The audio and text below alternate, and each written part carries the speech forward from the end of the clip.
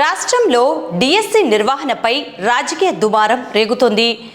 కూటమి ప్రభుత్వం ప్రతిష్టాత్మకంగా చేపట్టిన డిఎస్సిలో భారీగా అవకతవకలు, అక్రమాలు జరిగాయంటూ ప్రతిపక్ష వైఎస్ఆర్ కాంగ్రెస్ పార్టీ రాష్ట్ర వ్యాప్తంగా నిరసనలకు పిలుపునిచ్చింది. మెగా డిఎస్సి కాదు, ఇది దగా డిఎస్సి అంటూ వైఎస్ఆర్సీపీ విద్యార్థి విభాగం రోడ్లపైకి వచ్చింది. నంద్యాల జిల్లా కేంద్రంలోని ప్రముఖ బొమ్మలసత్రం కూడలి వద్ద వైఎస్ఆర్సీపీ విద్యార్థి విభాగం శ్రేణులు భారీ నిరసన ప్రదర్శన చేపట్టాయి. ఈ నిరసన కార్యక్రమంలో భాగంగా తొలుత అక్కడే ఉన్న రాజ్యాంగ నిర్మాత డాక్టర్ బిఆర్ అంబేద్కర్ విగ్రహానికి నాయకులు పూలమాలలు వేసి ఘనంగా నివాళులర్పించారు. అనంతరం ప్రభుత్వానికి, విద్యాశాఖకు వ్యతిరేకంగా భారీ ఎత్తున నినాదాలు చేశారు. వైఎస్ఆర్సీపీ ఎస్సీసీ మెంబర్ సూర్యనారాయణ రెడ్డి, నంద్యాల జిల్లా స్టూడెంట్ యూనియన్ అధ్యక్షులు సురేష్ యాదవ్, సాయిరాం రెడ్డి, రాజు నాయుడు హాజరయ్యారు. విద్యార్థి నేతలు మాట్లాడుతూ కూటమి ప్రభుత్వం నిరుద్యోగుల జీవితాలతో చెలగాటమాడుతుందని విద్యార్థి నేతలు తీవ్ర ఆగ్రహం వ్యక్తం చేశారు. మెరిట్ అభ్యర్థులకు అన్యాయం చేస్తూ డబ్బులకు పోస్టులను అమ్ముకున్నారని వారు ఆరోపించారు. Sports quota, open category cutoff మార్కుల వివరాల వెల్లడిలో తీవ్ర అవకతవకలు జరిగాయని, అర్హులైన ఎస్సీ, ఎస్టీ, బీసీ అభ్యర్థులకు తీవ్ర అన్యాయం జరిగిందని మండిపడ్డారు. ఈ మొత్తం వ్యవహారంపై కేవలం రాష్ట్ర స్థాయి విచారణ సరిపోదని తక్షణమే కేంద్ర దర్యాప్తు సంస్థ సిబిఐతో నిష్పక్షపాతంగా విచారణ జరిపించాలని డిమాండ్ చేశారు. ఈ అక్రమాలకు నైతిక బాధ్యత వహిస్తూ విద్యాశాఖ మంత్రి నారా లోకేష్ను తక్షణమే మంత్రివర్గం నుంచి బర్తరఫ్ చేయాలని, లేదా ఆయనే స్వచ్ఛందంగా రాజీనామా చేయాలని వైఎస్ఆర్సీపీ విద్యార్థి విభాగం నేతలు డిమాండ్ చేశారు. పరీక్షలు నిర్వహించిన వారే అక్రమంగా అర్హత సాధించడం వెనుక ఉన్న సూత్రధారులను బయటకు తీయాలన్నారు. లేని పక్షంలో నిరుద్యోగుల పక్షాన రాష్ట్ర వ్యాప్తంగా పోరాటాన్ని మరింత ఉధృతం చేస్తామని, కలెక్టరేట్లు, విద్యా భవన్లను ముట్టడిస్తామని హెచ్చరించారు. కూటమి ప్రభుత్వం నిరుద్యోగులను నట్టేట ముంచింది. కష్టపడి చదివిన మెరిట్ విద్యార్థులను పక్కన పెట్టి లోకేష్ తన అనుచరులకు పోస్టులు అమ్ముకున్నారు. ఓపెన్ కటాఫ్ మార్కులు ఎందుకు బయట పెట్టడం లేదు? దీని వెనుక ఉన్న లీలలన్నీ బయటపడాలంటే సిబిఐ విచారణ జరగాల్సిందేనని, అప్పటి వరకు మా పోరాటం ఆగదన్నారు. ఈ నిరసన కార్యక్రమంలో వైసీపీ విద్యార్థి విభాగం నేతలు, వైసీపీ యువజన విభాగం అధ్యక్షులు గుండం నాగేశ్వరారెడ్డి, విద్యార్థి విభాగం రాష్ట్ర ప్రధాన కార్యదర్శి మణిరెడ్డి, మాధురి గౌడ్, జిల్లా ఉపాధ్యక్షులు సుమంత్ రెడ్డి, యువజన విభాగం రాష్ట్ర కార్యదర్శి శ్రీకాంత్ రెడ్డి, సన్నల సాయిరాం రెడ్డి, శ్రీశైలం విద్యార్థి విభాగం అధ్యక్షులు ధనుంజయ్, పాణ్యం విద్యార్థి విభాగం అధ్యక్షులు సంతోష్, బనగానపల్లె విద్యార్థి విభాగం అధ్యక్షులు జశ్వంత్ రెడ్డి, జిల్లాలో ఉన్న మండలం విద్యార్థి విభాగం అధ్యక్షులు, గ్రామ అధ్యక్షులు, విద్యార్థి విభాగం నాయకులు పెద్ద సంఖ్యలో విద్యార్థులు పాల్గొన్నారు. ఈరోజు కూటమి ప్రభుత్వం అధికారంలోకి రావడానికి నారా లోకేష్ గారు యువగలం పాదయాత్రలో నిరుద్యోగులకు, అదే విధంగా ఈ రాష్ట్రంలో ఉన్నటువంటి బిఈడి, టీటీసీ అయిపోయిన నిరుద్యోగ అభ్యర్థులందరికీ మెగా డిఎస్సి నిర్వహిస్తామని చెప్పి ఒక పెద్ద ప్రకటన చేసి ఈరోజు అబద్ధపు హామీలు ఇచ్చి అధికారంలోకి రావడం జరిగింది. అధికారంలోకి వచ్చిన సంవత్సరం తర్వాత 16,500 పోస్టులతో మెగా డిఎస్సి అని ఒక తూతూ మంత్రంగా వాళ్ళు ఏదైతే అనుకున్నారో కూటమి ప్రభుత్వంలోని పెద్దలు ఉపాధ్యాయ పోస్టులన్నీ అమ్ముకోవాలనే ఒక ఉద్దేశంతో గతంలో ఈ రాష్ట్రంలో స్పోర్ట్స్ కోటా కింద 2% ఉన్నటువంటి మెరిట్ ని 3% పెంచి దాదాపుగా 500 మంది నిరుద్యోగ అభ్యర్థులకు మోసం చేసి 500 పోస్టులని 15 లక్షలకి 20 లక్షలకి అమ్ముకోవడం జరిగింది. ఈ రోజు 148 రోజులలో మేము డిఎస్సిని నిర్వహించామని గొప్పలు చెప్పుకుంటున్నటువంటి నారా లోకేష్ గారిని వైఎస్ఆర్ స్టూడెంట్ యూనియన్ గా మేము ఒకటే అడుగుతా ఉన్నాం. అయ్యా, ఈ రాష్ట్రంలో లక్షలాది మంది నిరుద్యోగులు డిఎస్సికి అప్లై చేశారు. వాళ్ళ మెరిట్ లిస్ట్ ఇవ్వకుండా ఎవరైతే అభ్యర్థులు సెలెక్ట్ అయినారో వాళ్ళకి మాత్రం మీరు పర్సనల్ గా టెక్స్ట్ మెసేజ్లు పంపించి, మీరు ఎవరైతే నిరుద్యోగులకి మీ పోస్టులు అమ్ముకున్నారో వాళ్ళకి మాత్రమే డైరెక్ట్ గా మెసేజ్ చేసి వాళ్ళు సెలెక్ట్ అయినారని ఏ రాష్ట్రంలో ఎక్కడ కూడా, ఈ దేశంలో ఏ డిఎస్సిలో కూడా ఇటువంటి సంఘటనలు జరగలేదు. ఈ రోజు డిఎస్సి నుంచి వచ్చిన ఈ నారా లోకేష్ గారు ఇలా చేయడం చాలా అన్యాయం ఉంది. ఇంతమంది విద్యార్థులకు ఉద్యోగాలు ఇట్లా ఏ దాంట్లో చూసినా కూడా ఏం లేదు. ఇలా చేయడం తప్పు. నారా లోకేష్ గారు వెంటనే మీరు రాజీనామా చేయాలని కోరుకుంటున్నాం. ఇలా మామూలు ఇది చేయడం అనేది కూడా చాలా ఘోరం. ఎంతమందికి ఉద్యోగాలు ఇస్తామని చెప్పినారు ఫస్ట్. అప్పుడు చాలా గెలిచిన సంవత్సరంలోనే 16,000 సీట్లు 16,000 ఉద్యోగాలు ఇస్తామని చెప్పినారు. అవన్నీ ఎక్కడున్నాయి? ఇప్పుడు ఎక్కడున్నాయి? ఏం లేవు. అదంతా ఏదో న్యాయం చేయాలని కోరుతున్నాం. వైఎస్ఆర్ పార్టీ దేశాల అధ్యక్షుడు మన మాజీ ముఖ్యమంత్రి జగన్మోహన్ రెడ్డి అధ్యక్షతన, అదేవిధంగా జిల్లా అధ్యక్షుడు కారసాని రామ్మోహన్ రెడ్డి గారి ఆదేశాల మేరకు స్టూడెంట్ వింగ్ తరఫున మేము ఇక్కడ డిఎస్సి అవినీతిగా అక్రమంగా వాళ్ళు ఇష్టం వచ్చినట్టు చేయడం జరిగింది. వాళ్ళకు నచ్చిన వాళ్ళకు స్పోర్ట్స్ కోట అంటాడు.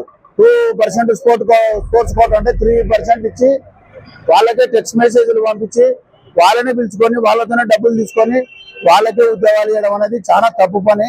ఈ రోజు ఉండే పరిస్థితులు చూసే డిఎస్సి నేను అసలు డిఎస్సిని నేనే చేస్తాను, అది చేస్తాను, ఇది చేస్తానని నారా లోకేష్ కానీ కూటమి రైతులలో నాశనం చేసినావు, స్టూడెంట్ను కూడా నాశనం చేసే పరిస్థితి తీసుకొచ్చి ఈ రోజు ఇట్లా చేయడం అనేది మేము ఖండిస్తున్నాం. దీన్ని ఖచ్చితంగా రాబోయే రోజులలో ఇవన్నీ శాపాలుగా తగులుకొని మీరు ఖచ్చితంగా లోకల్ బాడీస్ లో కూడా ఎందుకు తరం కాకుండా అవుతారని నేను ఈ సభాముఖం తెలుసు. దీన్ని హైకోర్టు చీఫ్ జస్టిస్ తో ఎంక్వైరీ చేయించాలని, లేదంటే మీరుంటున్న అవినీతికి పాల్పడినట్టేనని ఒక్కరన్నా మీరు ఇటు జరిగింది ఇటు న్యాయం చేసినాం ఇటు జరిగిందని మీరు ఏమైనా సోషల్ మీడియాలో కానీ పేపర్ స్టేట్మెంట్ కానీ ఇవ్వడం లేదు. కాబట్టి మీరు ఖచ్చితంగా దీనికి మూల్యం చెల్లించుకోవాల్సిందే అని అందరికీ ఇంతమంది వచ్చి ఈరోజు చేయడం వల్ల ఈ స్టూడెంట్స్ కి అందరికీ, అందులో స్టూడెంట్ అధ్యక్షుడు సురేష్ కు ఇక్కడ ఉన్న ప్రతి ఒక్కరికి నేను పేరు తెలుపుకుంటూ ముగిస్తున్నాను. ఈ రోజు నారా లోకేష్ గారు ఏదైతే డిఎస్సి ఎగ్జాములు రాసిన విద్యార్థులకు రావాల్సిన ఉద్యోగాలు వాళ్ళు అమ్ముకున్నాదో దాని మీద ఈ రోజు ధర్నా చేయడం జరుగుతుంది. ఈ రోజు వీళ్ళు అవకతవకలు జరిగినాయని మేము అంటుంటే ఏ తప్పు కూడా చేయనట్టుగా మేము ఏం చేయలేదని మాట్లాడుతున్నారు కదా. నిజంగా మీరు డేటా డిలీట్ చేయలేదా? మెరిట్ లిస్ట్ ఎందుకు మాయం చేసినారు? అదే విధంగా స్పోర్ట్స్ కోటా రావాల్సిన ఉద్యోగాలని ఎంత రేటుకి అమ్ముకున్నారు? ఈ రోజు విద్యార్థులు అంత కష్టపడి సంవత్సరాలు చదివి ఈ ఉద్యోగాల కోసం కష్టపడి విద్యార్థులు చదువుకుంటే మీరు ఈ విధంగా మెరిట్ లిస్ట్ ఇవ్వకుండా మీకు ఇష్టమైన వాళ్ళకి ఉద్యోగాలు అమ్ముకుంటే ఎట్లా? ఇవేవి నిజాలు కావా? ఏ రోజు స్పోర్ట్స్ ఆడని వాళ్ళకి ఫేక్ స్పోర్ట్స్ సర్టిఫికెట్లు సృష్టించి మీరు ఉద్యోగాలు ఇచ్చిన నిజం కాదా? నిజంగా మీరు ఏ తప్పు చేయకుంటే మెరిట్ లిస్ట్ రిలీజ్ చేయండి. 3,35,000 మంది విద్యార్థులు ఎగ్జామ్ రాసినారు కదా. ఎవరికి ఏ పొజిషన్స్ వచ్చినాయో ఆ పొజిషన్స్ రిలీజ్ చేయండి. దాన్ని బట్టి ఉద్యోగాలు ఇవ్వండి. ఈరోజు అదేది లేకుండా మీకు ఉద్యోగాలు వచ్చినాయంటూ పర్సనల్ టెక్స్టులు చేస్తూ వాళ్ళకు ఉద్యోగాలు ఇచ్చినారే. మళ్ళీ ఇది ఇవన్నీ అవాస్తవాలు అయినప్పుడు సిబిఐ ఎంక్వైరీ చేయండి. ఏది నిజమో అనే తెలిసిపోతుంది. ముఖ్యంగా ఈరోజు డిఎస్సిలో నేను చెప్పదలుచుకునే స్పోర్ట్స్ కోటాలో మనం బాగా గమనించినట్లయితే మిత్రులారా, బాగా గమనించాల్సిన అంశం, ఆ రోజు జగన్మోహన్ రెడ్డి గారి ప్రభుత్వంలో జియో నెంబర్ 74 ద్వారా 29 స్పోర్ట్స్ ను గుర్తించి 29 స్పోర్ట్స్ కూడా 29 అసోసియేషన్స్ ఉన్నాయి. అసోసియేషన్ ఉన్నటువంటి స్పోర్ట్స్ ని గుర్తించి జియోలో పెట్టి నిష్పక్షపాతంగా పారదర్శకంగా వారిని మాత్రమే సెలెక్ట్ చేసి ఆ రోజు ఉద్యోగాలు ఇవ్వడం జరిగింది. ఈ ప్రభుత్వం వచ్చిన తర్వాత జియో నెంబర్ 4 అని తెచ్చి ఈ జియోలో దాదాపుగా 65 స్పోర్ట్స్ ను మనం ఇంక్లూడ్ చేయడం జరిగింది. వాటిలో కూడా మనం బాగా గమనిస్తే ఏ బి అని చెప్పి 2 పూళ్ళు చేసి 421 పోస్టులను ఇవ్వడం జరిగింది. 421 పోస్టులు ఏ కేటగిరీలోనే ఉండే స్పోర్ట్స్ ఫిల్ అయితే డి కేటగిరీలో ఉండే స్పోర్ట్స్ కోటాల వరకు ఒక్క జాబ్ కూడా రాదని చెప్పేసి జియోలో మెన్షన్ చేయడం జరిగింది. ఇది ఎంతవరకు సమంజసం అని చెప్పేసి ఆ జియో ఇచ్చినప్పుడే మేము రకరకాలుగా ఉద్యమాలు చేయడం కూడా జరిగింది. అన్ని మీడియా సంస్థలకు కూడా తెలియజేయడం జరిగింది. జియో ఈ విధంగా ఇవ్వడం వల్ల బి కేటగిరీలో ఉండే స్పోర్ట్స్ విద్యార్థులు నష్టపోతారని. అయినప్పటికీ ఎటువంటి ఇది లేకుండా వాళ్ళు దాన్ని కొనసాగించారు. ఈ రోజు మనం గమనించినట్లయితే 65 స్పోర్ట్స్ ను వారు తీసుకురావడం జరిగింది. 35 స్పోర్ట్స్ కు మాత్రమే అసోసియేషన్స్ ఉన్నాయి. ఒక్కసారి గమనించండి మిత్రులారా, 35 స్పోర్ట్స్ కు అసోసియేషన్స్ ఉంటే మీరు 65 స్పోర్ట్స్ ను పెడితే మిగతా 30 స్పోర్ట్స్ లో క్రీడాకారులు ఏదైనా ఎవరినైనా ఇన్ఫ్లుయెన్స్ చేసి సర్టిఫికేట్ తెచ్చుకుంటే వారు అసలు అసోసియేషన్ లేకుండా సర్టిఫికేట్ తెచ్చుకుంటే మీరు ఏ విధంగా వాళ్ళు ఆ క్రీడలో ప్రతిభ కనబరుస్తారని చెప్పేసి కూడా మేము ఆర్టీఐ ద్వారా సమాచారం అడిగితే ఆ రోజు శాప్ వాళ్ళు ఎటువంటి సమాధానం ఆర్టీఐ కూడా ఇవ్వకపోవడం బాధాకరం. పీఈటీ పోస్టులలో కూడా సేమ్ ఇదే విధంగా పీఈటీ పోస్టులు గతంలో ఎప్పుడు కూడా ఓన్లీ పీఈటీలు మాత్రమే ఎగ్జామ్ రాసేటోళ్ళు. కానీ ఈ ప్రభుత్వం ఈ 65 స్పోర్ట్స్ కు సంబంధించిన వాళ్ళు మెరిట్ ఉన్న వాళ్ళు కూడా పీఈటీ పోస్టులకు ఎలిజిబుల్ అని చెప్పేసి ఇవ్వడం జరిగింది. ఇది ఎంతవరకు సమంజసం? నేషనల్ ఛాంపియన్స్, నేషనల్ గేమ్స్ అని చెప్పేసి గతంలో జరిగేవి. ఇవి కూడా నేషనల్ ఛాంపియన్స్ కు ఫస్ట్ ప్రిఫరెన్స్, నేషనల్ స్పోర్ట్స్ కు సెకండ్ ప్రిఫరెన్స్ ఇచ్చేటోళ్ళు. దీంట్లో స్పోర్ట్స్ కు ఫస్ట్ ప్రిఫరెన్స్ ఇచ్చి ఛాంపియన్స్ కు సెకండ్ ప్రిఫరెన్స్ ఇవ్వడం జరిగింది. దీంట్లో అవకతవకలు జరిగాయి.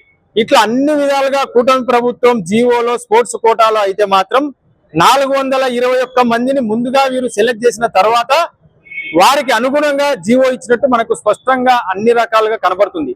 ఈ రోజు కూడా మనం గమనిస్తే కోర్టుకు సంబంధించినటువంటివి, తర్వాత ఫారెస్ట్ కు సంబంధించినవి కూడా జీవో నెంబర్ 4 ద్వారా నియామకాలు చేపడుతున్నారు.